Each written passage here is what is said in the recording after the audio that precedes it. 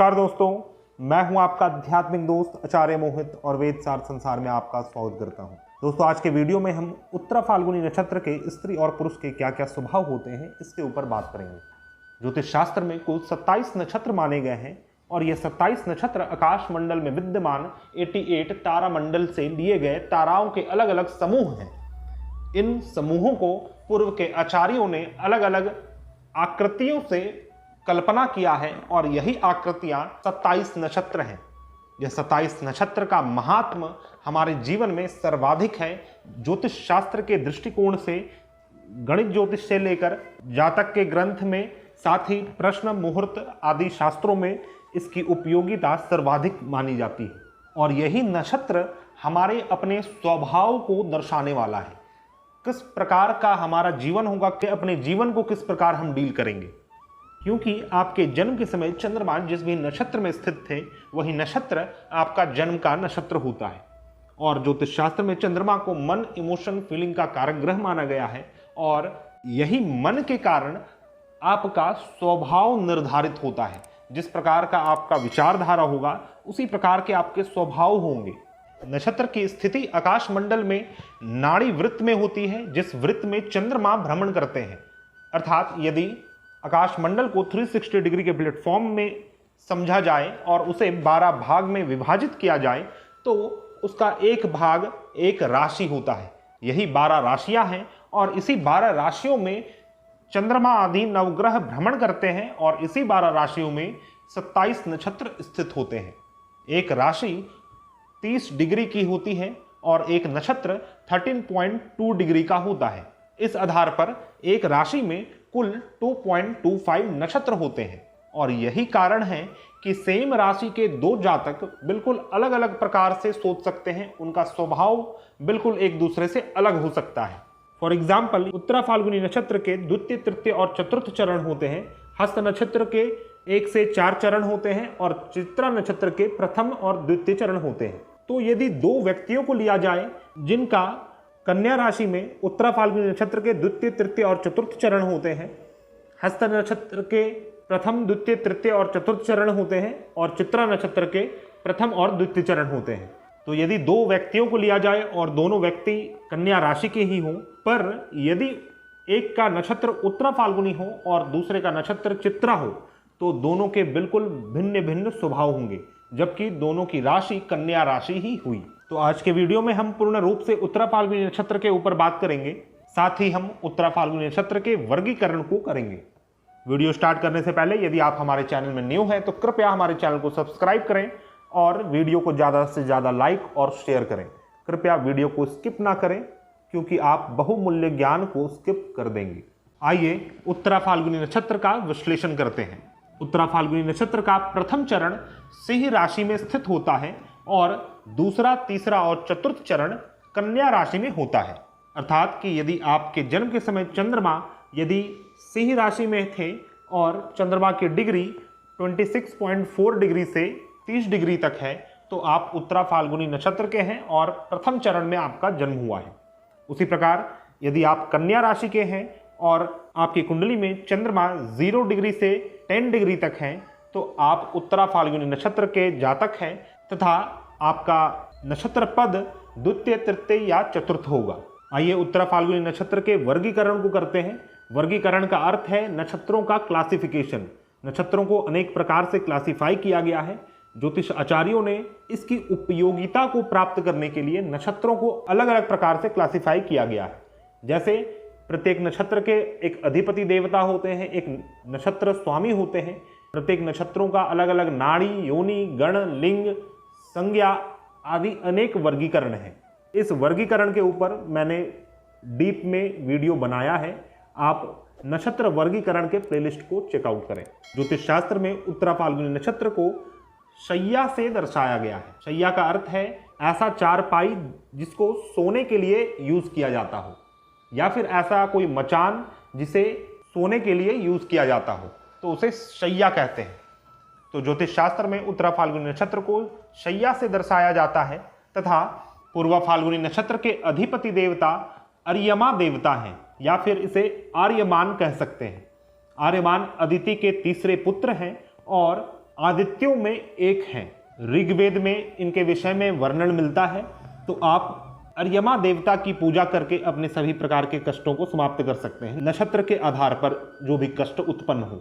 उत्तरा फाल्गुनी नक्षत्र के स्वामी ग्रह सूर्य ग्रह माने गए हैं और उत्तरा फाल्गुनी नक्षत्र में 2 ताराएं होती हैं।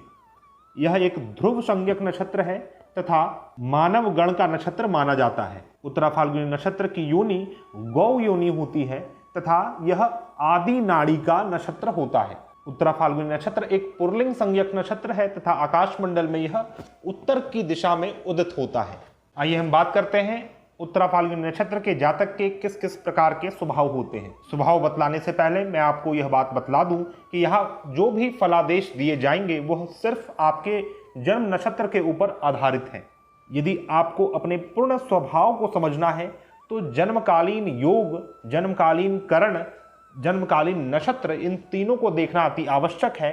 साथ ही आपके जन्म कुंडली को देखना भी आवश्यक है कि आपके जन्म कुंडली में क्या उसी प्रकार के योग बने हैं जिस प्रकार का फलादेश आपका नक्षत्र या फिर जन्म योग और करण दे रहा है, या फिर उसके विपरीत योग बने हैं। यदि विपरीत योग बने हैं तब भी आपको नक्षत्र का पूर्ण फल प्राप्त होगा, लेकिन वह कमोबेश की स्थिति में होगा।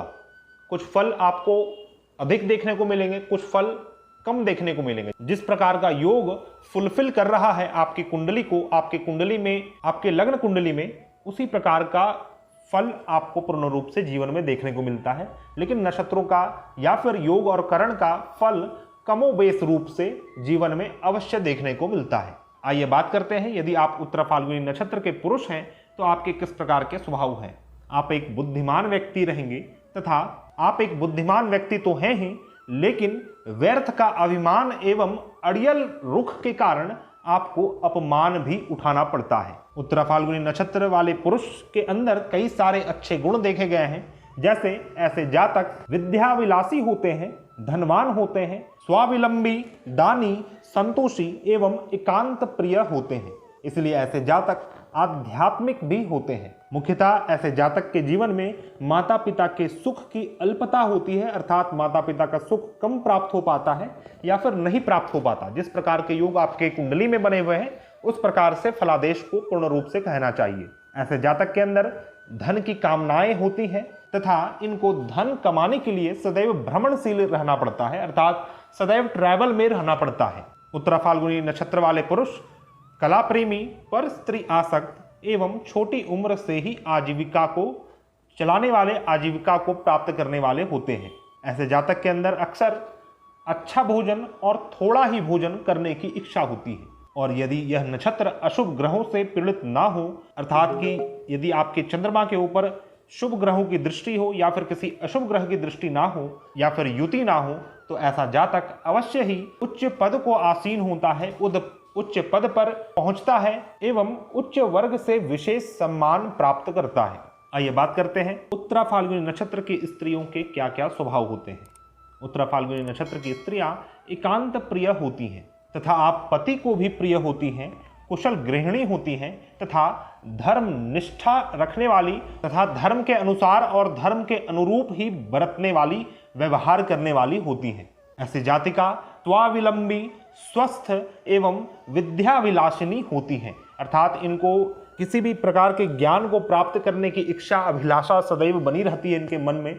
और यही कारण है कि ऐसी जातिका विद्या से सम्मान प्राप्त करती हैं और विद्या से धन भी प्राप्त करती हैं। जो भी विद्या इन्होंने अर्जन किया है अपने प्राथमिक एज में, उससे ऐसी जातिका उसी विद्या से ही अपने जीवन को चलाती हैं, जीवन यापन करती हैं और सम्मान भी प्राप्त करती हैं, अर्थात अपने फील्ड में बढ़ चढ़कर काम करती हैं। उत्तरा फाल्गुनी नक्षत्र की स्त्रियां कला कुशल एवं सामाजिक कार्यों में रुचि रखने वाली और जनप्रिय भी होती हैं। तो दोस्तों, यह था मेरा विश्लेषण उत्तरा फाल्गुनी नक्षत्र के पुरुष और स्त्री के क्या क्या स्वभाव होते हैं। आइए बात करते हैं उत्तरा फाल्गुनी नक्षत्र के स्त्री और पुरुष को कौन कौन से रुद्राक्ष धारण करने चाहिए। तो जिस भी जातक का जन्म उत्तरा फाल्गुनी नक्षत्र के प्रथम चरण में हुआ है, वैसे जातक को 1 मुखी रुद्राक्ष तथा 12 मुखी रुद्राक्ष अवश्य धारण करना चाहिए।